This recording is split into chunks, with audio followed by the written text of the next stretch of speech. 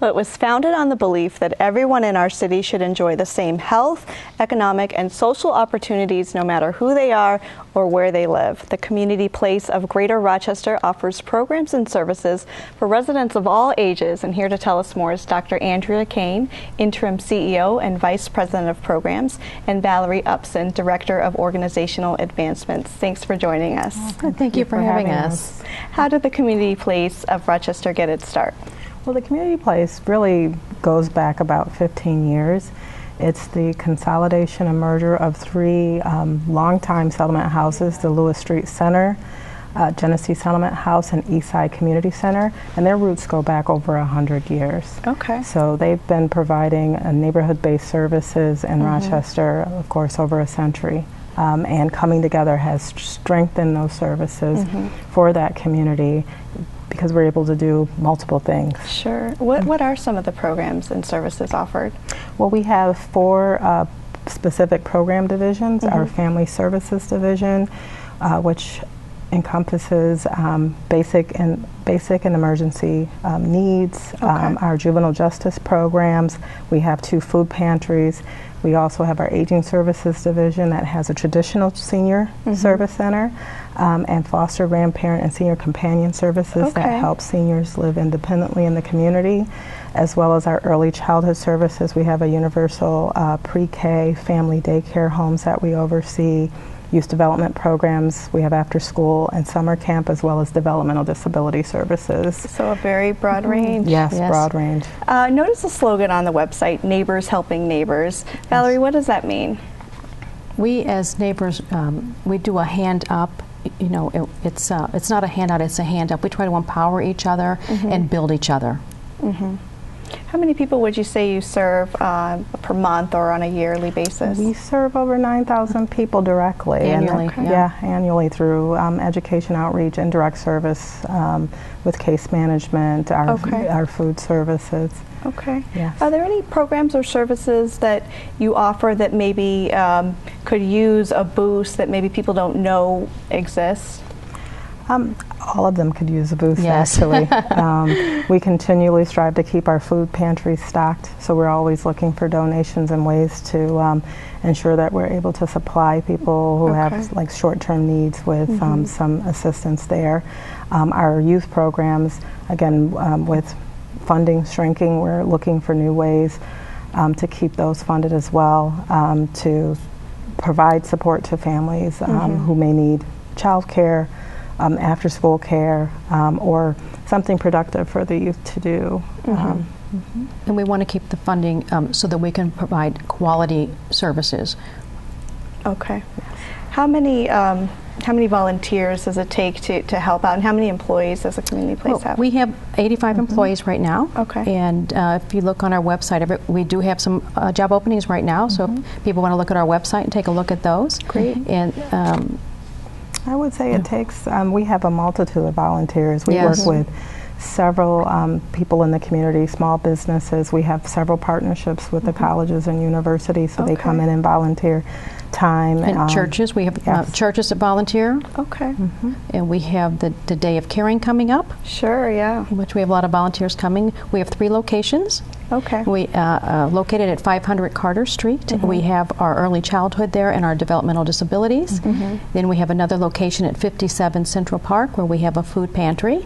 We have Reinvest in Youth, and which other ones? Our pregnancy prevention. Our pregnancy prevention. Okay. And then our other location is 145 Parcells, where we run many of our programs there. We have our after-school program. We have our family program. We have our high school equivalency program, our workforce program. And our aging services. And we have a mobile food pantry there and a food pantry. It sounds like probably anything you might need in life is offered by the Community Place. Yes. If there is a need that somebody has that you can't meet, what happens next? We would refer them.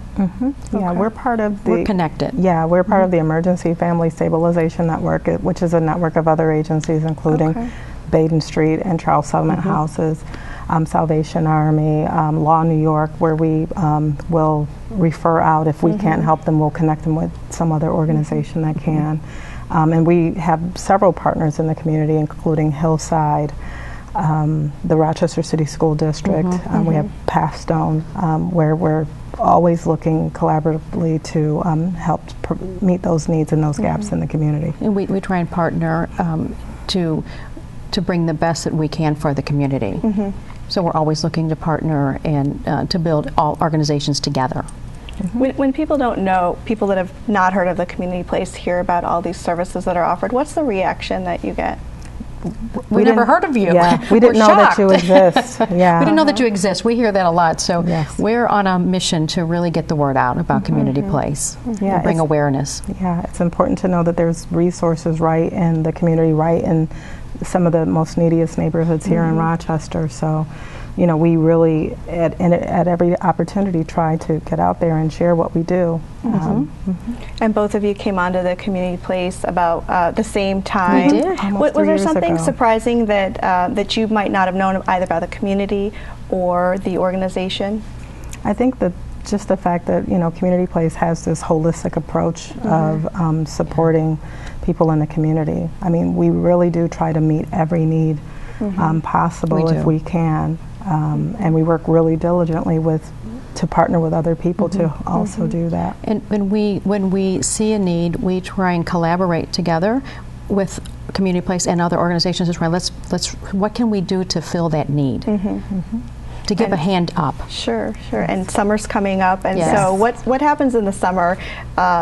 Kids need things to do. What do you guys offer? We have a summer camp. Yeah, we offer our summer camp, and last year we had over almost 130 kids. Yes. Great. We also do summer youth employment as well, so we Okay. provide an opportunity for kids to have some learn some job readiness and some employment skills. We have a big health fair that we do in conjunction with some of our community Okay. partners. August 6th. That's August Yes. 6th coming up. Save the The date. health fair. Yeah, Yes. Okay. and because we're big on promoting health and wellness, and you know, it's a real family day. It is a family out. day, yes. Yeah, where we have activities for the kids, a DJ, again, but there's lots of information flowing about how we can better serve you. Then we'll have a cookout, but it's for the whole family. Okay. How can parents and teens looking for summer employment, how can they be connected with you guys? What's the best way? Well, to call us directly. They can call any of our locations and we'll connect them with the program managers or applications. They can also check out our website or our social media outlets, our Facebook We have page. Facebook. And they can, you know, look at Twitter also. We're there. Oh, which, yes? What would you say is a challenge for the community place?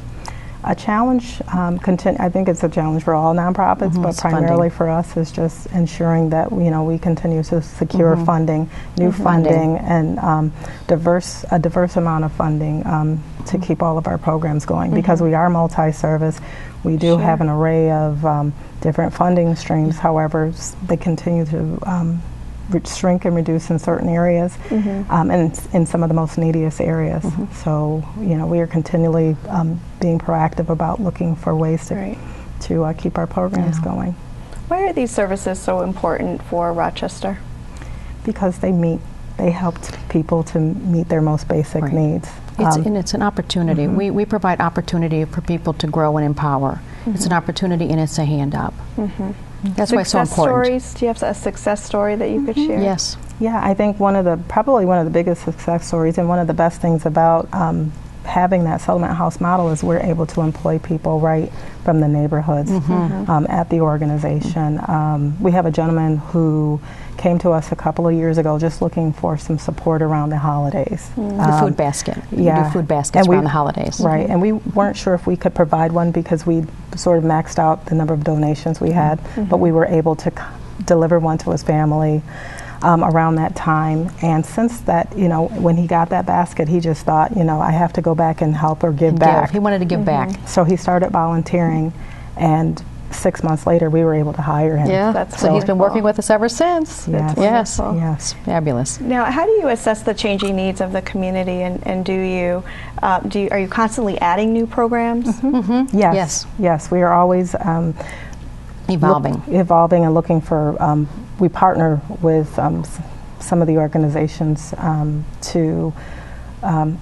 Do new initiatives. So our juvenile justice is probably a good example of how we've added a lot of value to the organizations, supporting youth, doing some preventative services so that they divert from the juvenile justice system, or and working with them as they re-enter the community.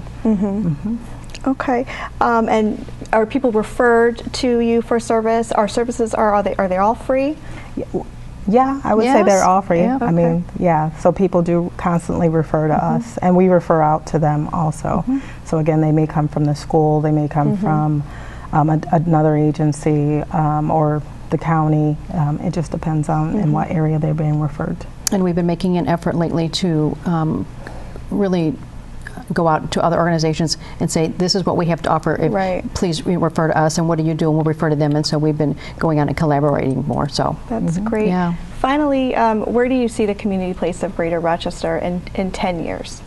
Well, we're hoping that we continue to sustain and be a force in the community. We've recently joined Baden Street and Charles Sutherland House in forming a foundation to do some collective fund development, which we're hoping will provide more resources to be able to sustain all of our programs and services. And we're hoping to, grow and build on what we're doing now and remain a community asset. Wonderful. Thank you so much for coming in today. Thank you. If you'd like more information about the community place of Greater Rochester, call 327-7200 or visit their website, communityplace.org. I'm Tiana Stevens, and we'll see you next week.